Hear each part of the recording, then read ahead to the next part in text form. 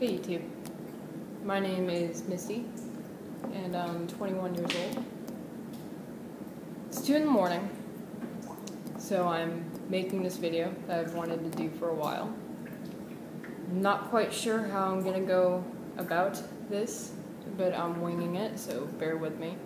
I don't do these videos, I don't do anything like this, but I think it's about time for one. I have Trichotillomania. For those of you who don't know what that is, it's an impulse control disorder, basically an OCD disorder. There are mild cases all the way up to very severe, just like every other disorder. If you don't know what it is, and you've heard the name but you're not quite sure, it's just not really something that gets brought up. You pull your hair out.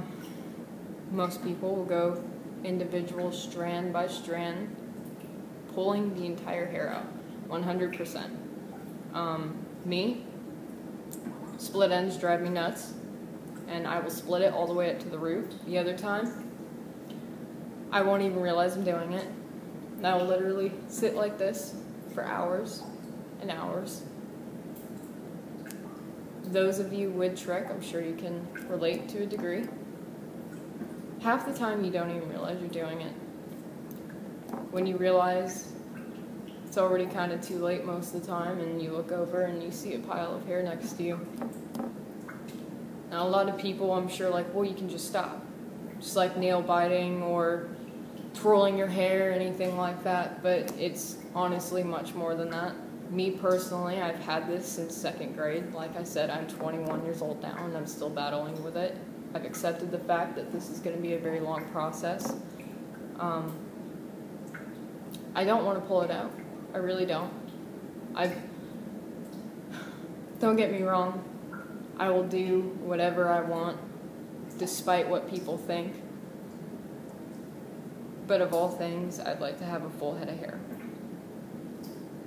I can't just stop. It's a very trying thing. More or less, when you do realize you're doing it, it releases endorphins of some type into your brain, and it doesn't hurt. Never has hurt. It's kind of like a feel-good feeling, like you want to do it, but you don't. If you get what I'm saying, pretty much. About 2 months ago, I don't know why I didn't do this earlier, but I was stumble upon, in the middle of the night, bored, couldn't sleep, and a video about Trich came up. This young woman, I have no idea if she has it or if she's just studying the disorder, and she's making this very supportive, very awesome documentary about it, but when I saw it, it was still in the works, and she had like a preview for it, more or less. And the first half of it, she went up to random people on the street and asked them, "Do you know what this is? Trichotillomania." Most of them were like, "No, I've never heard of that. I have no idea what that is." The rest of it, it pans back to those same people, and she explains it to them, and a lot of people were, not a lot of people, but a good handful of people were just straight up, "That's disgusting. I've never heard of that before. That's completely repulsive." Other people were like, "Well, if it's a disorder, why does nobody talk about it, and why are we not giving these people support?" That, to me personally, I thought that was freaking awesome. Growing up for so many years and not even realizing it was an actual problem. I mean, I didn't really have anybody to talk to about it. I talked to my mother, and she told me it's all in your brain. You can just stop whenever you want. You're doing it for attention. I mean, at one point in time in grade school, I had no eyebrows, no eyelashes. I had chunks of my hair missing. My world, personally, would have been much better. I mean, if I could even just go to these YouTube videos and just see these people like, yeah, I have it, and just be out there about it. Statistically, 1 in 10 people have this disorder, just nobody talks about it. This disorder creates big self-esteem problems. I know there's a lot of us that are just very out there with it now. Anybody, whether they're a stranger or a good friend of mine, and they start asking me about it because they see me pulling at it or they see spots or anything, I tell them I'm very straightforward with it now.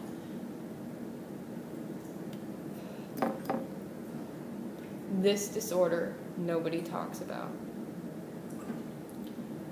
It's very frustrating. And when you have this, you more or less feel like a freak of nature. It's very, in society, a very degrading thing to have. Most of us with Trich, that's how we see it. I mean, when you go up to a woman or a man on the street and you see that they have spots on their head, you think, what's wrong with them? Little do you know, it is an actual disorder that we can't really help.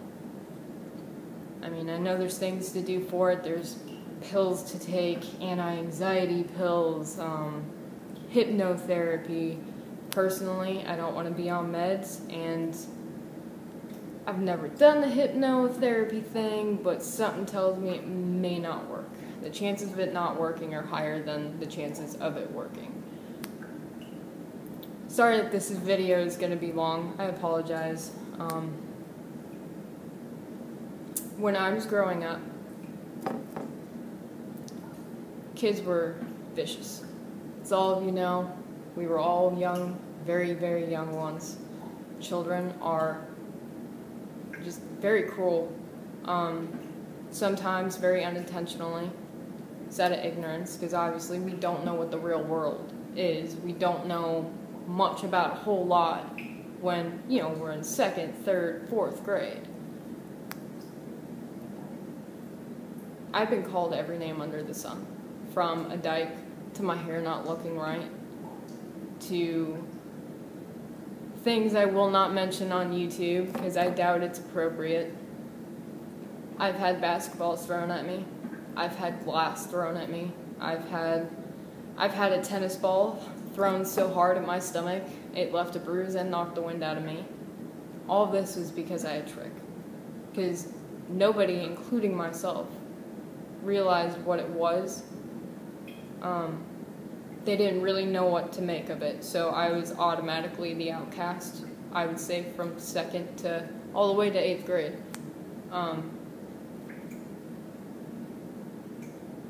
Nobody would go near me because they thought I was a freak. I was different. I had one friend who stuck by my side through thick and thin, who is still one of my closest friends to date, and I love him for it. I mean, there were times in middle school, again, all because of Trich. There was a boy, I will not name names whatsoever, but he would come to school and he would threaten to beat me every day. Every day. He was probably the smallest boy in our group. Being an adult now, I understand that chances were he was probably getting picked on for his size, and he picked on the next person who was weaker than he was, which was me, unfortunately. That's the thing with bullying, though.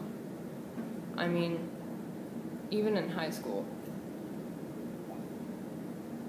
you'll see this when you're older. You'll understand when you're older. But the words you say can cause life-changing events in that person's life. I mean, whether you see that or not, even if it's a simple word. I mean, getting bullied, fortunately, it's taken incredibly seriously now in the last few years. Even with cyberbullying, there's laws against that now too.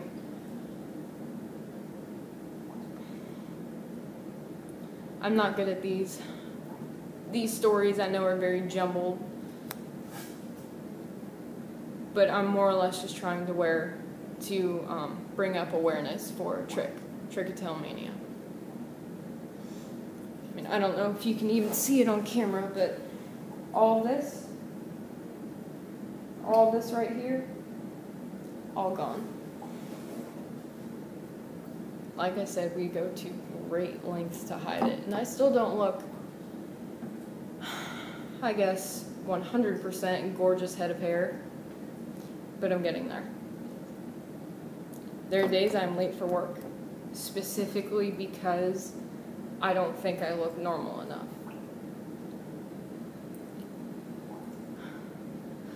In a way, I'm happy I have this. I wouldn't be who I am today. I went through a lot of tough times growing up, and my life is nowhere near as bad as a lot of other people's, but I'm happy I went through what I went through. It made me grow up as a person. I mean,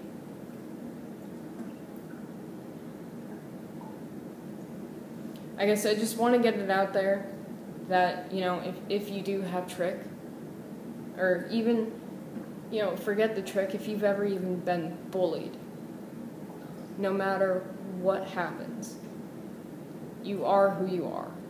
Don't ever, ever change that for anyone. I don't care who says what to you, what cliques are cool, what hair is cool, what clothes are cool. There comes a point in time in your life, it won't matter anymore, because you are your own person. The cliques in high school, they're not going to last. There's always going to be a different clique. It is not the end of the world.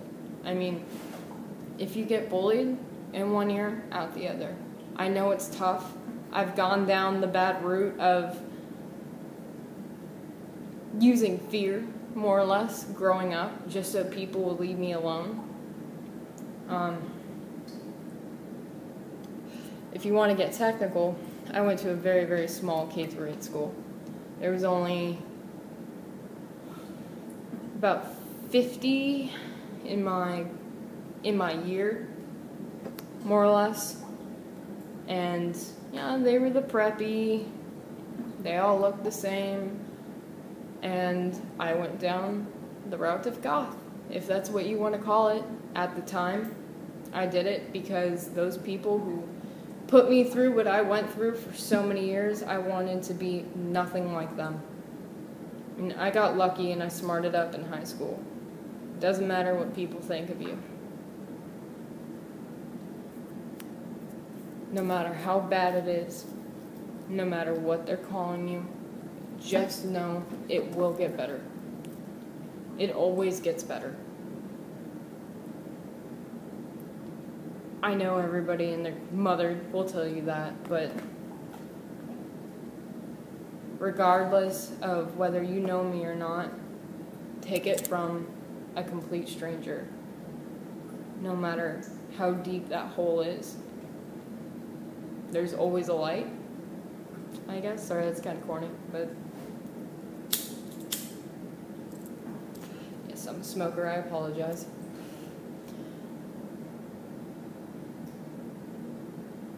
If you want to take it from me, with all the bullying I went through, with all the things that I did that I shouldn't have done,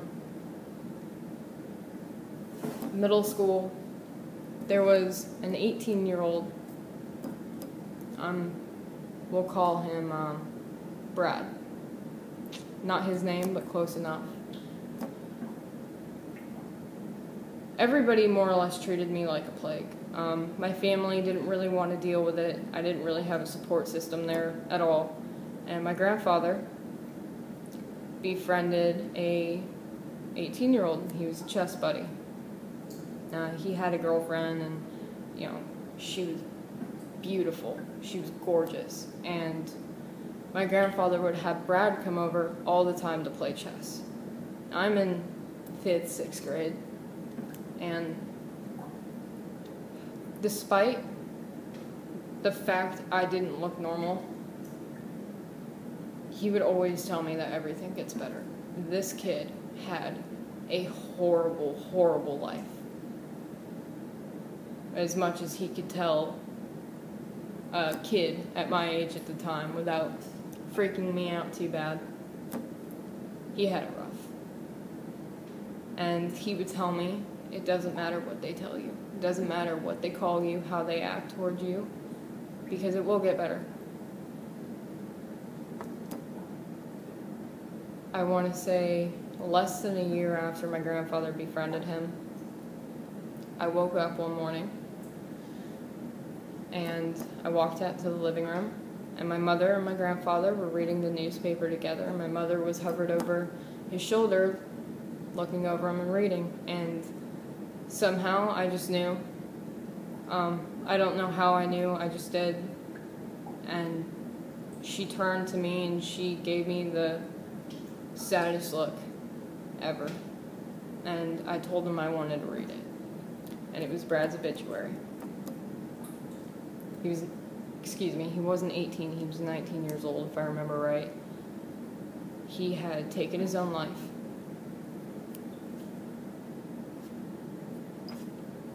When that is the first person you trust, ever, and they tell you everything is going to be okay, and they end up committing suicide, it's that, with all the bullying I went through, everything, that's the worst pain I've ever felt in my life. I guess it felt like a betrayal of some sort. Like, I guess I just didn't understand if he really believed that, and, you know, something happened and it just changed, or if he bold-faced lied to me to make me feel better, to make sure I smiled by the end of the day. That was hard. That right there made me want to just completely give up. I was suicidal by 4th grade. I mean, like a lot of you I'm sure have been through. I've been through the stages of cutting and, you know, the drinking and whatever else, and I mean, even the cutting, it wasn't even about cutting anymore, it was the high of blood loss. And that's a very serious matter to have when you are as young as I was. Not cool whatsoever. Everything was going good, and then Brad happened. Almost slipped on the name.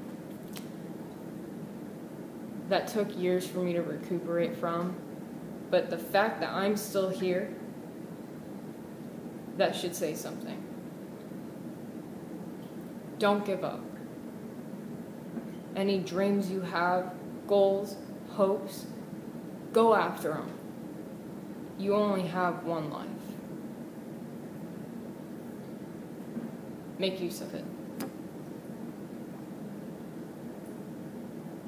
For all of you with Trichotillomania, I mean, I know you don't know me, and I'm sure this video is annoyingly long by now, but I'm here. There's always somebody you can talk to, you just have to reach out to them. Just be yourself. I mean, I know it's tough, but you gotta do what you gotta do, right? Just remember to smile. I might not be the most gorgeous thing on the face of the earth, or the coolest, or anything like that, but, you know, I think I'm doing pretty okay. I'm happy with my life right now. I still have Trick. I know I'm gonna overcome it. One of these days, hopefully, months, whatever it takes. And now that I'm older, I'm very lucky to have the support system that I do have. My loved ones, my friends, they all back me up 100%. I mean, so don't ever think that there's nobody there. You would be very surprised.